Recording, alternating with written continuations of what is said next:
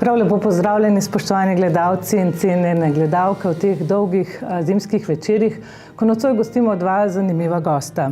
Z nami sta predsednik stranke Liste Marjana Šarca, Marjan Šarec, dober večer in lepo pozdravljeni, in evropski poslanec dr. Klemen Grošelj, prav tako iz vrst stranke Liste Marjana Šarca, sicer pa član politične skupine Renew Europe, Prenovimo Evropo, kaj ne da. Se pravi, pozdrav obema, dobrodošla na Gorenjskem v teh, kot smo rekli, hladnih dneh, ampak bo tematika zato bolj vroča. Bomo videli, a ne?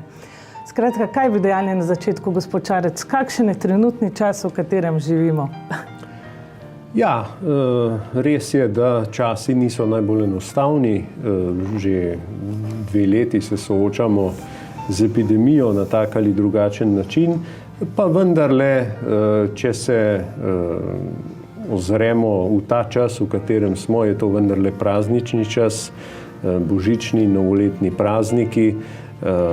Božič je po pomembnosti sicer drugi največji krščanski praznik, a za mnoge najlepši.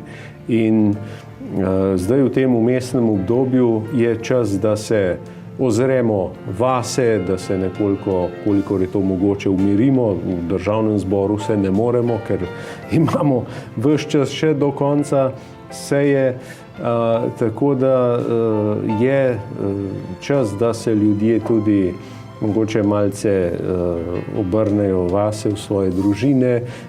Ti prazniki so namenjeni tudi temu, da razmislimo, kako je bilo v letu in kako naprej. Skratka, lep čas je vendarle, kljub vsemu, kar se dogaja. Predvsem pa letos lahko rečemo, da po novem letu bo drugače, saj nas spomladi čakajo volitve in takrat bo čas za to, da bodo ljudje vse tisto, kar so 2 leti izražali, tudi njihovo nezadovoljstvo in vse drugo, da bodo to izrazili na volitvah. Kakšni pa so konci leta v Evropskem parlamentu, odkar ste evropski poslanec, je verjetno vse malce drugače? Ja, poglejte, Evropski parlament je s svojim delom prenehal že prejšnji teden za plenarno sejo v Strasbourgu, kjer smo med drugim sprejeli tudi zdaj že relativno razvpito ali znano resolucijo o vladavini prava v Republiki Sloveniji, ki je pomemben dokument, ki opozarja na to, pravzaprav, kako vladajoča koalicija v Sloveniji v tem trenutku vlada. In pa seveda gre za dokument, ki opozarja, da Slovenija pravzaprav pod to vlado, pod to koalicijo pravzaprav ne gre v pravo smer. Drugače parlament, kot sem rekel, je zdaj v neke vrste mirovanju do 3. januarja, ko ponovno začnemo delati na polno, kar pa ne pomeni, da seveda vse tiste neformalne aktivnosti povezane z zaključnimi dosjeji ne tečejo dalje. To še vedno teče. Nekako se pričakuje, da bo tik pred božičem nastopilo tisto pravo zatišje tja do novega leta in potem seveda spet s polno paro naprej. Kako pa gledate na slovensko politiko? Se je odnos takrat kaj spremenil, ko ste postali evropski poslanec? Pogleda, slovenska politika, bi rekel, z pogleda Bruslja, se je predvsem spremenila v tem, da je Slovenija, ki je prej uživala položaj ene najbolj naprednih, najbolj demokratičnih, najbolj stabilnih, tako imenovanih novih članic Evropske unije, postala del neke skupine, skupine držav, kot sta Poljska in Madžarska, ki pravzaprav ne predstavljate nekaj prihodnosti Evropske unije, pa pravzaprav izziv Evropski uniji, njeni integraciji, njenemu napredku. Pravzaprav te 3 države postajajo tiste države, ki nasprotujejo glavnemu toku razvoja Evropske unije. Vidimo, da je pandemija, kriza COVID izpostavila nekatera pomembna vprašanja. Tu se je pokazalo, da te 3 države žal niso sledile trendu, ki je bil prevladujoč v Evropski uniji. Žal je Slovenija pri tem, kot sem rekel, nazaduje, se pravi, imamo izzive za demokracijo, vprašanje vladavine prava, vidimo, kaj se dogaja z vladnimi odloki. Smo 2 leti in pol že v epidemiji skorajda in še vedno vlada z odloki, kar je nekaj, kar je v demokratičnih standardih pravzaprav nesprejemljivo. Zdaj bi bil čas, da pravzaprav Slovenija je po ustavi parlamentarna demokracija, da parlament prevzame tisto vodilno vlogo in sprejema ustrezno zakonodajo. In kot vidimo, se vlada temu zelo izogiba. Bistveno bolj pomembno kot urejanje in uspešno soočanje z epidemijo je očitno, diskreditacije, napadanja vseh političnih nasprotnikov, kritikov, vseh tistih, ki opozarjajo, da aktualna pot ni prava pot. Gospod Šarec, 30 let samostojne Slovenije. Kakšna je torej trenutno država, česa si želite? Nikakor niste zadovoljni. Verjetno je delo v opoziciji tudi zelo težko. Ja, kot je že Klemen lepo naštel, vse tiste težave, s katerimi se soočamo danes, tudi sam menim, da zagotovo po 30 letih samostojne države imamo na čelu pravzaprav predsednika republike in predsednika vlade, ki sta oba izhajata še iz Zveze komunistov, pravzaprav edina od politikov današnjih, ki sta bila člana Zveze komunistov, bolj ali manj zagrizena. Tako da po 30 letih lahko ugotavljamo seveda, da ne moremo biti čisto zadovoljni s tem, kar imamo. Veliko smo seveda dosegli v preteklosti, namreč članstvo v Evropski uniji, v Zvezi NATO in drugih mednarodnih integracijah zagotovo je, glede na to, s čimer smo štartali in kaj smo imeli, zagotovo je velik uspeh. Ampak to je preteklost, to smo takrat dosegli. Potem smo pa nekoliko zaspali. Danes se pa dogaja hkrati boj z epidemijo in neke vrste revolucija, ki jo izvaja sedanja oblast. Skratka, gre za neko predrugačenje družbe. Se vidite, standardi padajo, ministri jedo v parlamentu, odstopi nobeden, odgovornosti ne prevzame nobeden. Predsednik vlade pošilja pisma na dom z vsemi naslovi.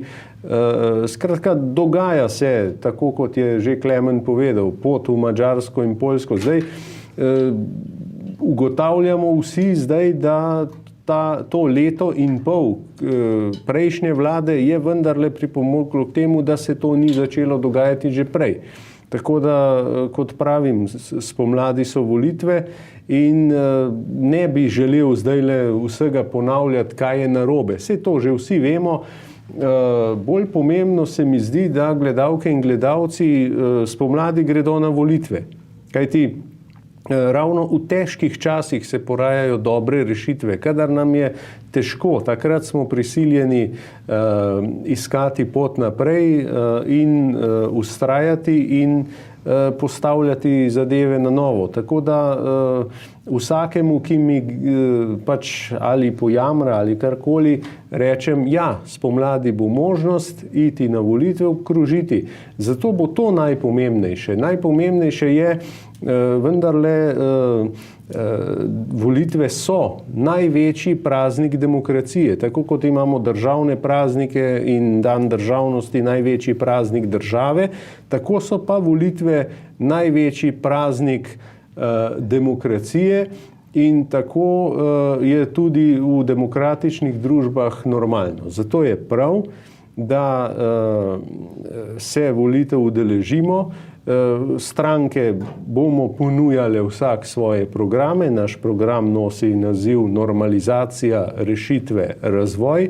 Se pravi, najprej zadeve postaviti v neko prvotno stanje demokratično, potem ponuditi rešitve za vse izzive, ki nas čakajo. Čaka nas zelena preobrazba, čaka nas tudi boj s podnebnimi spremembami, čaka nas tudi prestrukturiranje gospodarstva, kajti vemo, da slovensko gospodarstvo je vezano predvsem na izvoz in tudi na avtomobilsko industrijo, tudi ta se počasi preobraža, tako da bo izzivov kar veliko. Pomembno je pa seveda pri vsem tudi, vemo, da imamo iz preteklosti neke zablodele projekte, kot je TEŠ6 in kot so druga energetska vprašanja, in to bo treba reševati. In to se mi zdi bistveno. Mi smo v programu naslovili 73 izzivov in 373 rešitev za te izzive. In zato smo za nalašč rekli, da so to izzivi, ne problemi, ker izziv je boljša beseda, ker ti da voljo in če slišiš besedo problem, pravzaprav te vse mine. Ne? Če pa vidiš, da je to nekaj izziv, ne? Potem je pa lažje delati. In tako smo si mi tudi zastavili. In ta vprašanja, ki nas bodo v prihodnosti zaposlovala, zlasti pa tudi stanje javnih financ. Mi vemo, da mi imamo trenutno že 4,9% inflacijo, inflacije dolgo nismo poznali, potem obrestne mere bodo šle za zadolževanje gor, ne bodo šle navzdol, so zdaj bile na najnižji točki.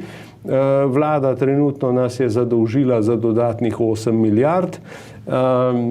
Veliko tega, polovica tega zneska je šla za druge zadeve, ne za reševanje epidemije in pa seveda tudi covidne dodatke. Mi vemo, da je rekorder dobil v javnem sektorju 81 tisoč evrov covid dodatka pri plači. Skratka, denar je šel vse možne stvari, ki niso toliko povezane z samim reševanjem problematik.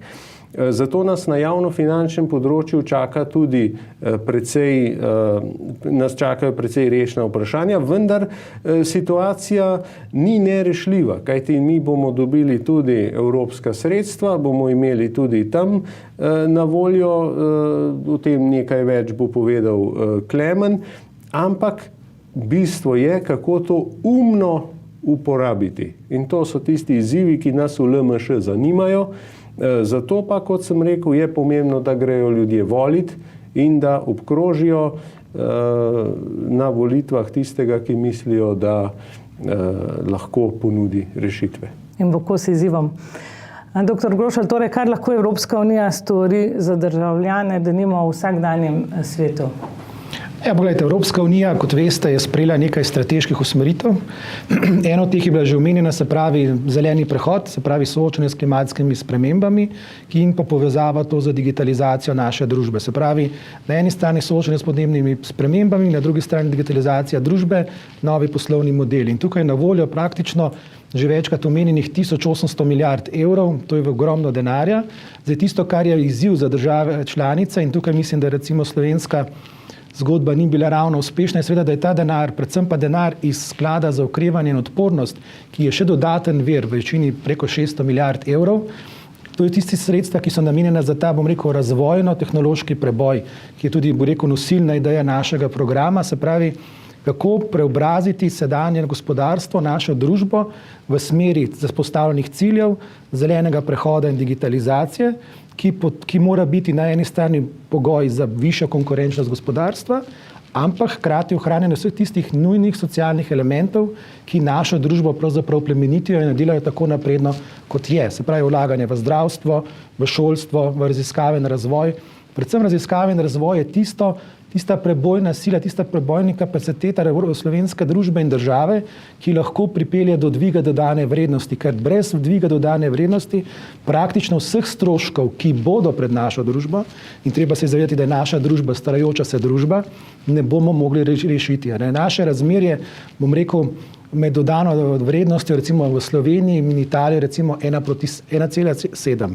Če pogledamo sosedno Avstrijo, je razmerje celo 1:3. Se pravi, tisto, kar je naš razvojni, bom rekel, izziv in ključen cilj, in tukaj lahko ta evropska sredstva izredno za pametno uporabo, lahko ta dvig dodane vrednosti dosežemo, je tisti ključni izziv za Slovenijo. Sam ocenjujem, tudi s kolegi iz naše stranke ocenjujemo, da je to, kar je sedaj pripravljeno v nacionalnem načrtu za okrevanje in odpornost, v grobem lahko smiselno, vendar je problem, da so ta sredstva preveč razpršena. Seveda je pomembno vlaganje v lokalno infrastrukturo in ta sredstva so vedno za to namenjena. To je tako imenovan kohezijski okvir. Ampak sredstva iz sklada za okrevanje in odpornost so praktično sredstva, ki so tista, ki naj bi državam omogočila na eni strani preseganje vsega tistega, kar je povzročil COVID-19, in hkrati sredstva, ki naj zaženejo ta gospodarsko razvoj, se pravi predvsem investicije v raziskave in razvoj. In tega v našem trenutnem načrtu pravzaprav primanjkuje. In naš cilj in tudi na naših ključnih sporočil, tudi v našem novem programu je, da vlagamo v to. In s tem bomo dvignili potem tako blagostanje naših državljank in državljanov, ker sicer je poletje tako, kot smo pričali sedaj, na eni strani se zadolžujemo, sicer vlagamo tudi v lokalne skupnosti, ampak treba se je zavedati, če to vlaganje ne bodo dvignile dodane vrednosti, če ne bo novih, bom rekel, tudi davčnih prihodkov, potem se seveda postavi vprašanje, kako bomo ta dolg povrnili.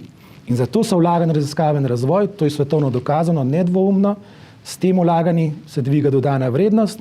Dodana vrednost pomeni više plače, više davčne prilive in lažje odplačevanje nastalih dolgov. Pa nekako se nam zdi, da država tega ne razume. Ne, država to razume. Jaz bom rekel, mislim, da vsi državljanke in državljani to zelo dobro razumemo. A veste, zelo preprosto je, bom rekel takole. Če se zadolžimo in zgradimo, bom rekel, lasten dom, je to investicija v našo prihodnost. In ta kredit potem odplačamo. In s tem smo v bistvu dvignili dodano vrednost. Če pa se zadolžimo in gremo na izlet, pa verjetno s tem nismo ravno dvignili dodano vrednost. In to je zdaj izziv, ki ga ima država. Seveda vsem nam bi verjetno zelo pasalo potovati, gledati svet in uživati. Morda bi jaz rekel, sem sam zagovornik in tudi verjamem, da naša stranka, da najprej nekaj ustvarimo, iz tega ustvarjenega dobimo tisto, kar je res ustvarjeno in potem pogledamo, kakšen je svet. Vi ste po uspešnosti dela zelo uspešni, ste na 9. mestu med 705 evropskimi poslanci. S čim ste se posebej dokazali v letošnjem letu? Ne vem, ne bi tega preveč izpostavljal. Glede, to je narava mojega dela, pač vlagamo amandmaje, delamo na različnih dosijajih, različnih zakonodajnih projektih. Sam menim, da je to pač rezultat nekega dela. Glede, to je pač mogoče v moji naravi, mogoče malce več vedoželjnosti, mogoče želja, da nekaj ustvarimo, da nekaj vzpostavimo, kar bo v dobrobit vseh. Tudi, in bom rekel, nekako verjamem, da s svojim delom poskušam izboljšati življenje vseh nas v Evropski uniji in tudi v Sloveniji. Tudi v stranki Liste Marjana Šarca seveda skušate slediti tem sredinskim, liberalnim, realnim, razvojno naravnanim načelom. Je težko ostati realen? Ja, odvisno kakšen človek si. Meni to ni težko. Jaz sem že po naravi velik realist in se zavedam, kaj je moč narediti v katerem času in česa ni moč narediti, vsaj ne na kratek rok. Res, da pri nas ljudje ne vedo čisto dobro vedno, kaj je liberalno, kaj je sredina, kaj je desno, levo in tako naprej. Imamo neke stereotipe, ki so v Sloveniji pač nekoliko drugače razumljeni, kot je to v tujini, ker pri nas imamo pravzaprav desnico, ki je bila včasih levica in tako naprej. Skratka, nekoliko je skegljano vse skupaj, ampak Slovenski politiki spreminjajo. Ja, to je pač narava teh stvari. Ampak ja, kot ste pravilno ugotovili, mi zagovarjamo neko sredinsko pot, temu se reče mogoče po domače povedano neka zdrava pamet, neka realnost in zato, ker vemo, da svet ima nianse, svet ni črno-bel in življenje nasplošno in tukaj bom rekel, naša stranka zagovarja zdravo gospodarstvo, zagovarja, tako kot je že Klemen povedal, višjo dodano vrednost, kajti sedaj se delajo napake, ko se želi hkrati se zadolžuje, potem se pa želi še davke nižati. To sta dva ukrepa, ki ne gresta skupaj, kajti vsako nižanje davkov je potrebno potem nadomestiti v proračunu. Mi pa zagovarjamo, da potrebujemo ta hip davčni status quo in predvsem višje plače bomo dobili z višjo dodano vrednostjo. Se pravi, zelo poenostavljeno povedano, da nekaj čim ceneje naredimo in čim dražje prodamo.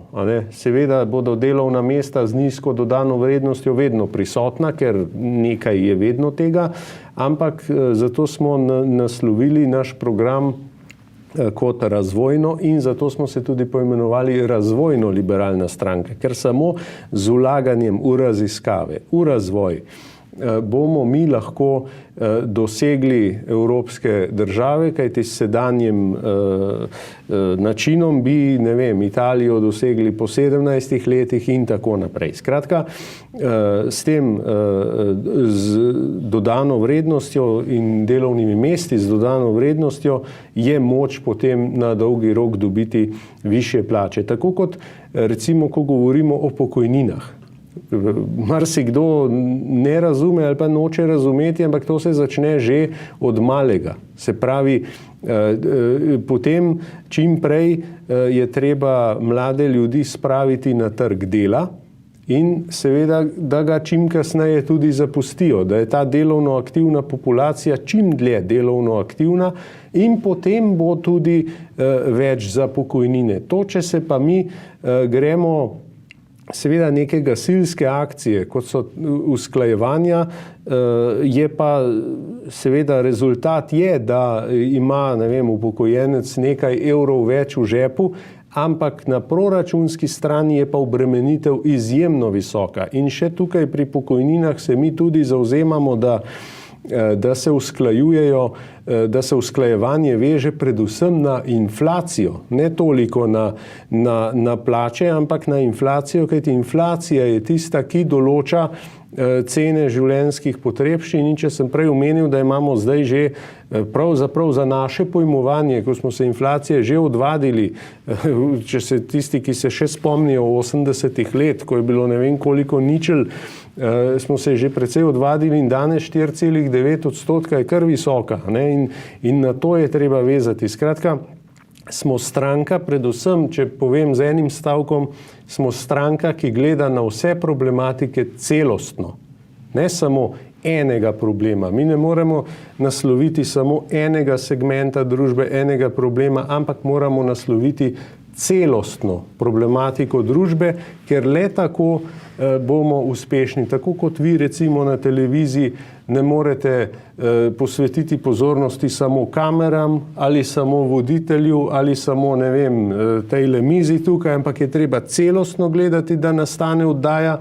Tako je treba tudi v politiki. Imamo pa seveda zdaj nekatere, ki tega ne vidijo, ki bi reševali samo en problem, ker jih samo tisti problem zanima. Ne? Zdaj, na lokalni ravni je to velikokrat, ne vem, lista pešcev in kolesarjev. Ne? Recimo se, ampak na lokalni ravni je to drugače. Ne? Na državni ravni pa ti ne moreš naslavljati samo ja, se bomo zavzemali za to, da bodo višje pokojnine. Sej to je v redu, ampak kako priti do tega, da drug sistem cel ne počepne, kot se reče. In zato pravim, da je treba tudi pri vseh teh vprašanjih zadeve gledati celostno in predvsem imeti zdravo gospodarstvo, ki bo polnilo proračun in ki bo omogočilo potem vse druge sisteme, predvsem pa omogočilo javne storitve, kot je javno zdravstvo, javno šolstvo, da se nam ne bo zgodilo, kot se nam je že zgodilo pri zobozdravstvu, ko praktično vse plačujemo. Se pravi, da bo država in Evropska skupnost še naprej živeli v sinergiji, zato si boste prizadevali tudi v prihodnjem letu? Ja, pa seveda, poglejte, pravzaprav Evropska unija so države članice. Tisto, kar je pred nami, bi rekel, največji izziv v prihodnjem letu bo pravzaprav oblikovanje novega koncepta razvoja Evropske unije in seveda držav članic. Zdaj, poleg tega, da imamo jasno definirano, bom rekel, zeleni prehod in digitalizacijo, prihaja ta paket, tako imenovan Fit for 55, oziroma biti pripravljen na 55% znižanje izpustov ogljika do leta 2030. To je zdaj zakonodajni projekt, ki je ravno v teku, prihajajo prvi ključni dokumenti.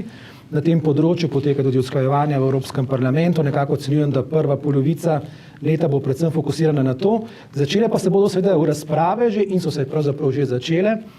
Bom rekel nekako, če sem malce ciničen, bom rekel pomenljivo, so se začele za koncem slovenskega predsedstva Svetu EU. So razprave o tem, kakšna bo fiskalna, javno-fiskalna podoba Evropske unije v prihodnosti. Se pravi, zdaj v prihodnjih leto 2022 bo zdaj leto, če bo leto 2021 nekako vzpostavljanje temeljev za okrevanje in povečanje odpornosti, bo seveda zdaj leto 2022 tisto, ki bo definiralo razvojni okvir Evropske unije v prihodnjih 5 letih, predvsem z vidika javno-finančnih odnosov. Vsi se spomnimo tega pakta stabilnosti in rasti, kjer smo imeli to fiskalno pravilo in tukaj bo pred slovensko državo in našo slovensko družbo in tudi Evropo v končni fazi kar nekaj izzivov. Vsi si želimo, da se ne bomo vrnili v tisto politiko, bom rekel, zaostrene javno-finančne politike, ki je marsikaj zavirala, tudi na neke mere, bom rekel, gospodarsko in družbeni razvoj, ampak vendarle, tukaj moramo vedeti, da določena pravila bodo vzpostavljena in tukaj bodo težka pogajanja o tem, kakšna bodo ta nova pravila in ta nova pravila bodo potem definirala in nekako opredeljevali, kako uspešni smo bili v tej fazi. Tiste države, ki so se recimo zadolžile prekomerno ali ki so bile relativno neuspešne pri porabi teh sredstev, bodo seveda se soočile z večjimi izzivi kot tiste, ki so bile pri tem bolj uspešne. Tisto, kar mene skrbi, je, da ne bo politične volje, da bi šli v smeri nujno potrebnih sprememb. Ne smemo pa pozabiti še enega dejstva, ki bo pred nami ravno tako v prihodnem letu. Aktualna vlada je v okviru pridobivanja sredstev iz sklada za okrevanje in odpornost in priprave nacionalnega načrta za okrevanje in odpornost pripravila vrsto zavez, se pravi reformnih zavez.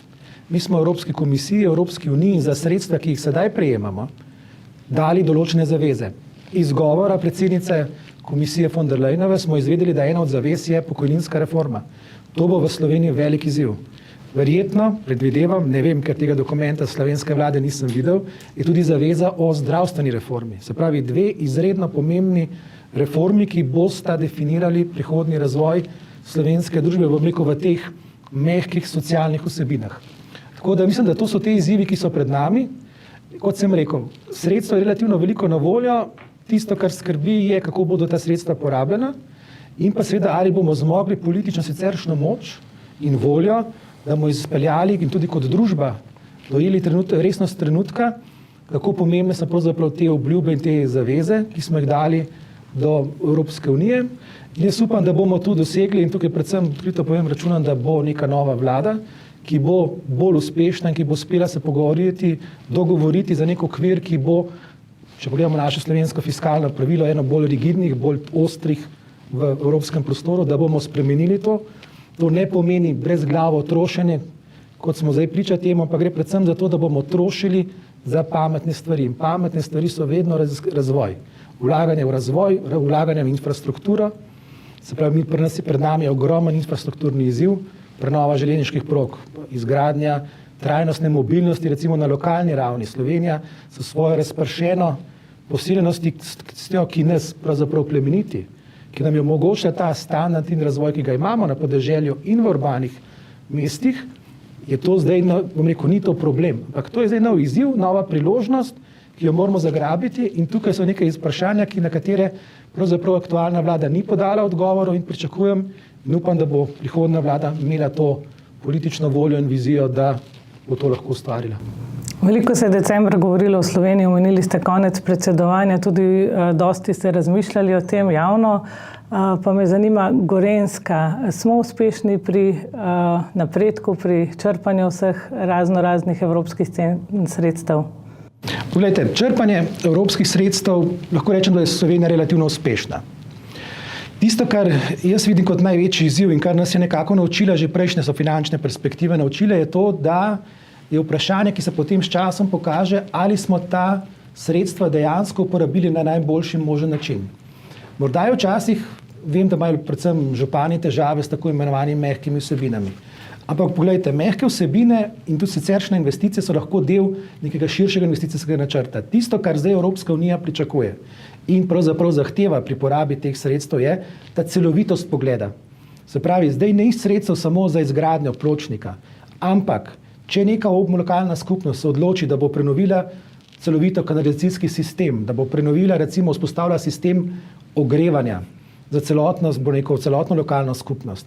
V tem okviru se lahko prenovijo tudi tista infrastruktura, ki ni neposredno vezana. Če pravim preprosto, mi lahko zgradimo toplovod, pa pločnik, pa kolesarsko stezo, pa verjetno se lahko še kaj drugega. Lahko imamo recimo razvojno-tehnološki center, ki se zgradi na nekem območju, ki je industrijsko že devastirano oziroma uničeno, je recimo že uporabljeno in se lahko tam naredi ekološka sanacija, potem se naredi prostorska sanacija, lahko se tam zgradijo tudi socialna stanovanja, lahko se naredi tehnološki park. A veste, ta kreativnost je tukaj potrebna, potem bo potrebno pogledati bolj natančno, kakšne so tiste zmogljivosti, posebnosti, recimo neke kompetence, ki jih lokalno okolje ima, recimo Gorenjska kot močna, industrijsko močna, bom rekel, regija, ima tukaj ogromno potencialov, ki jih je treba začeti uporabljati.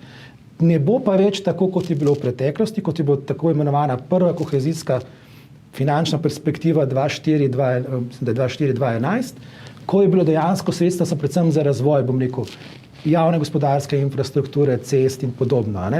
Zdaj je treba k temu pristopiti malce širše, ampak znotraj tega so rešitve in pa še ena zadeva, ki se mi zdi izredno pomembno poudariti, treba se bo povezovati. Povezovati z regijami s podobnimi izzivi, s podobno z industrijsko zgodovino in iskati skupne rešitve in skupnimi nastopati napram, bom rekel, tako ne rekel zoper, pri iskanju teh evropskih sredstev. To bo tisti največji, bi rekel, izziv, ki je pred nami v prihodnjih nekaj letih. Normalizacija, rešitve in razvoj, torej v kakšni družbi si želimo živeti oziroma želite vi, da bi do tega prišlo vsaj v prihodnje? Ja, želimo si živeti seveda vsi v taki družbi, kot smo že živeli. Sej idealno ne bo nikoli, to se je treba zavedati, vedno bodo takšne in drugačne težave, ampak želimo si živeti v družbi, kjer kdo tudi prevzame politično odgovornost. Želimo si živeti v družbi, kjer ne bomo vsak dan poslušali o aferah vsaj 3 na dan, ne. Želimo si družbe, kjer bodo ljudje živeli, delali, kjer bo politika bolj obrobna tema in bo aktualna samo bolj pri volitvah, ne. Mi pa danes vemo, da že 2 naši preiskovalni komisiji, LMŠ je ustanovila v tem mandatu 2 preiskovalni komisiji, eno vodi Robert Pavšič v zvezi z ravnanji nosilcev oblasti v času epidemije, drugo vodi Rudi Medved in preiskuje politične pritiske v policiji in te 2 komisiji nam dajeta kar neka srhljiva pričanja, ne, kaj se dogaja. Zato smo mi bili toliko smeli in smo dali v program besedo normalizacija, ki jo zdaj, kot vidim, že posvajajo tudi drugi, ne. Tudi drugi zdaj že govorijo o tem, torej nam to nekako laska, ne, da smo na pravi poti, čeprav so najprej nekateri bili skeptični, ampak ja, ta beseda je pravilna, zato ker najprej treba pospraviti zadeve, najprej treba razčistiti, spraviti v normalne okvire. Tudi vidimo v sosednjih državah, kadar vlada nima večine v parlamentu, pač ali gre po zaupnico ali vstopi, skratka gre se na volitve, zato da se dobi večino, zato da se dobi legitimnost ljudi, kajti edino ljudje na volitvah ti dajo lahko legitimnost. Danes tisto, kar smo volili 2018 in tisto, kar imamo danes v državnem zboru, že zdavnaj ne odraža več volje ljudstva in zato smo rekli, da je potrebno iti na volitve in to, kar so bili normalni demokratični standardi, se pri nas jemlje kot puška v koruzi, ampak veste, pač jaz vedno vztrajam na tem, da je treba se držati demokratičnih načel in če nimaš večine, ne moreš delati. Tako tudi zdaj vidimo, zato se vlada z odloki, zato ker vlada ne pride v državni zbor z nekim zakonom, ker nima večine, ne? Nima večine, pomaga si z nekimi brodolomci, oportunisti političnimi, celo predstavnika manjšin, ki naj ne bi bila jeziček na tehtnici, sodelujeta, ker ima ta sporazum, ki ima obljublja to in to in to. Skratka, to ni normalno stanje in mi želimo ravno to spet vrniti v prvotno, čeprav opozarjam, da moram tukaj povedati, da tudi na tem političnem polu našem niso vsi idealni in niso vsi super. To se moramo zavedati, da ne bo kdo mislil, da zdaj govorimo, oni so slabi, mi smo pa vsi super, fino, fajn. Ne gre, ne, je dejstvo, da je povsod, ampak to, kar se dogaja pa zdaj, je pa čez vse meje. Tukaj je šlo pa čez vse meje in želimo si pač živeti v taki državi in to bomo tudi dosegli. Sej ni taka umetnost to, ampak kot sem rekel, bistveno je, da ljudje gredo na volitve in da trezno razmislijo, kaj želijo. Potem pa seveda bomo lahko iskali rešitve. Je pa res, da nikoli ne bomo več dovolili kot stranka, da bi kdorkoli vlado podpiral od zunaj. Da bi se šel neko kavč politiko, se pravi podpiramo vas, če boste naredili to in to. Če tega ne boste naredili, vam ne bomo dajali glasov za proračun. Tako se je pri nas zgodilo namreč. In nobene manjšinske vlade več si ne bomo privoščili oziroma ne bomo, kolikor bomo imeli pri tem besede, ne bomo tega dopustili. Vse stranke, ki bodo želele participirati pri oblasti oziroma vladanju oziroma upravljanju z državo, bolje rečeno, ker mi ne želimo vladati, mi želimo upravljati z državo, bodo morale biti za isto mizo in tudi prevzemati odgovornost. Kajti ne gre samo, da bodo nekateri ves čas pametni in govorili, to ni v redu, ono ni v redu, tretje ni v redu, hkrati pa ne prevzemali odgovornosti. Tega ne bomo več dopuščali, ker tudi to ni produktivno in to se ve, kako se je enkrat že končalo. Tako da po volitvah nas čakajo veliki izzivi in bomo lahko kos le tako, da bo vsak prevzel del odgovornosti. Kajti pameten je lahko vsak. Vsak lahko vse ve na kavču, za šankom ali kje drugje, ko je treba pa kaj narediti, je pa drugače. Zato smo mi tudi dali v program rešitve, kajti te so ključne. Kako? Sej vsi vemo, kaj bi radi, kako bi radi, ampak kako do tega priti, to je pa izziv. In tukaj bo ključno, da bomo skupaj iskali rešitve kot politika in se trudili. Kako pa se boste trudili v Evropi in mora biti ob koncu, smo v času lepih, prijetnih dni in seveda najlepših želja, kako vidite prihodnje leto in mora biti poslanica ob koncu leta? No, pogledajte, jaz sem vendarle velik optimist. Jaz mislim, da leto 2022 bo leto, ko bojo, upajmo, da ne bom ponovil napake iz prejšnjega leta, tudi lansko leto sem pa, da bo konec epidemije, ampak recimo, da bo. Mislim, da je pred Evropsko unijo kar nekaj izzivov. Tisto, kar me navdaja z upanjem, so določene politične spremembe. Tudi nedavna glasovanja so pokazala, da Evropski parlament še vedno vztraja in ostaja trdno na strani proevropskih, prodemokratičnih, bom rekel, naprednih sil, da tudi če so vse tiste sile, ki so morda malce nazadnjaške ali pa kar zelo nazadnjaške, pravzaprav ne dobijo, nimajo tiste potrebne, bom rekel, večine v Evropskem parlamentu. To me navdaja z upanjem. Tudi spremembe, ki se dogajajo sicer v evropskih družbah, kažejo, da gremo proti nekemu novemu obdobju, ki bo prineslo pomembne spremembe. Jaz upam, da jim bom delal na tem, predvsem skupaj z kolegi, tudi z kolegi na nacionalni ravni, za celotno stranko LMŠ, da bomo šli v boljšo smer, v smer razvoja, napredka, dviganja blagostanja. Torej, veselite se sprememb v letu 2022? Tako je. Vedno se je treba veseliti sprememb. Spremembe so vedno dobrodošle. Kdaj se bo končala epidemija, tega pravzaprav nihče ne ve napovedati, ampak bom tako rekel, zdaj smo se že tudi tega toliko navadili, ni več čas pred 2 letoma, ko nismo dejansko vedeli, kaj to je, kako se bo vse skupaj odvijalo in zdaj se, če bo epidemija še trajala, seveda, in tudi po volitvah se bomo s tem tudi znali spopasti, predvsem z neko normalno komunikacijo z ljudmi in pač spoštovanjem ustave, zakonov in vsega, kar sodi zraven.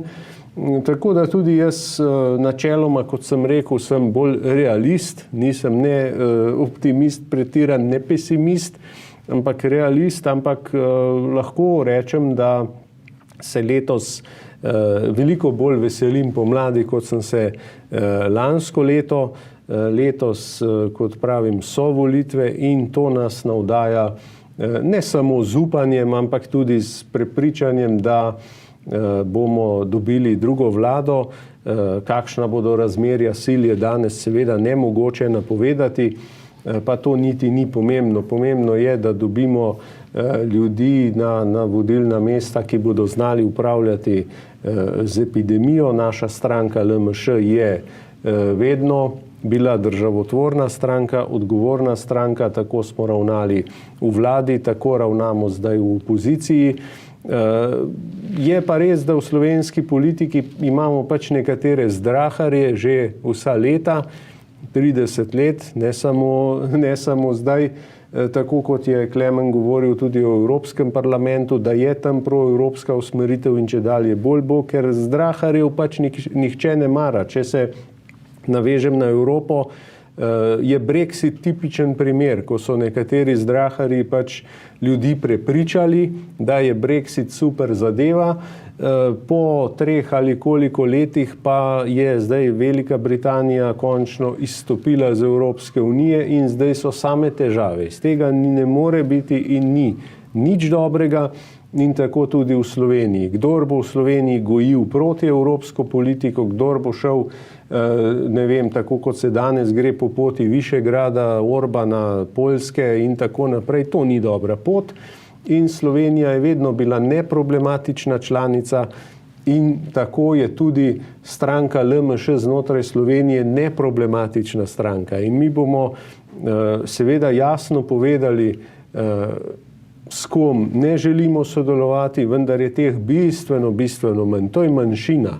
Večina je pa strank v Sloveniji, ki vedo, kaj so evropske vrednote, kaj so slovenske vrednote in kam bi Slovenija rada šla. Tako da mene to navdaja kar z velikim optimizmom tudi, tako da želim res, da po volitvah, da se formira vlada, da se sooči z vsemi temi izzivi in da zdraharje pač končno enkrat postavimo na pravo mesto, kajti jih ni veliko, so pa glasni. Kakšno voščilo ste izrekli v prazničnih dneh? Ja, predvsem vsem gledalkam in gledalcem bi želel ene mirne, spokojne božične praznike, naj jih preživijo v družbi tistih, ki so jim najbližji in najdražji. Naj pri tem druženju vendarle upoštevajo tudi epidemiološka pravila, ampak naj ta pravila ne bodo ovira za neko iskreno, družinsko, prijateljsko druženje, ter pa predvsem jim želim zelo uspešno, zdravo in prodorno novo leto 2022, za katero jaz osebno še vedno verjamem, kot sem že dejal, da bo tisto prelomno leto, ki bo peljalo nas vse skupaj, recimo, in ustrajamo pri tem v bolj svetlo in predvsem boljšo prihodnost. Marjan Šarec, torej po novem letu boljše bo. Ja, zagotovo, kot pravi tista pesem, saj to si vedno rečemo, da bo in tudi vsako leto je drugačno. Ni boljše, ni slabše, ampak veste, če ne bi bilo nič slabega v našem življenju, potem tudi dobrega ne znamo ceniti. In če si iz vse te 2-letne situacije, epidemiološke, politične, vzamemo to kot neko vodilo, da bomo znali ceniti boljše čase, ko ti pridejo, bo tudi to veliko vredno. Zato, drage gledalke, dragi gledalci, želim vam res mirne praznike, želim vam, da bi jih preživeli s tistimi, ki jih imate radi. Tudi sam se pridružujem želji, da upoštevamo vse okoliščine, v katerih se nahajamo, kajti največ lahko storimo za svoje zdravje sami, kajti zanašati se na druge ni vedno obetavno. Zato res hvala vam za to, da smo lahko tudi v letošnjem letu bili del vas in vi del nas. Vem, da ste nas bili včasih tudi siti, mogoče tudi smo vam šli na živce, kakšno stvar smo pa tudi dobro naredili in želimo si tudi sodelovanja v naslednjem letu z vami preko televizijskih ekranov in tudi, če se bomo v živo srečali. Predvsem pa vam res polagam na srce, da vsaka slaba stvar enkrat mine in nobena stvar ni večna, tudi slabe stvari ne.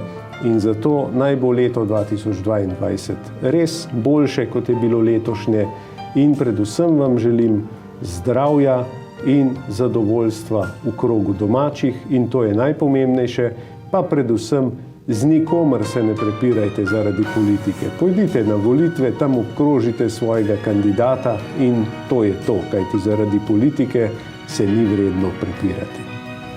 Čudovit epilog. Spoštovana gosta, najlepša hvala za obisk v našem studiu in seveda za dobro sodelovanje. Vse dobro tudi vama. in vsem vašim. Vam, spoštovani gledalci, cenjene gledalke, pa prav tako en predvsem večer še naprej. Lepa hvala za pozornost, ostanite zdravi.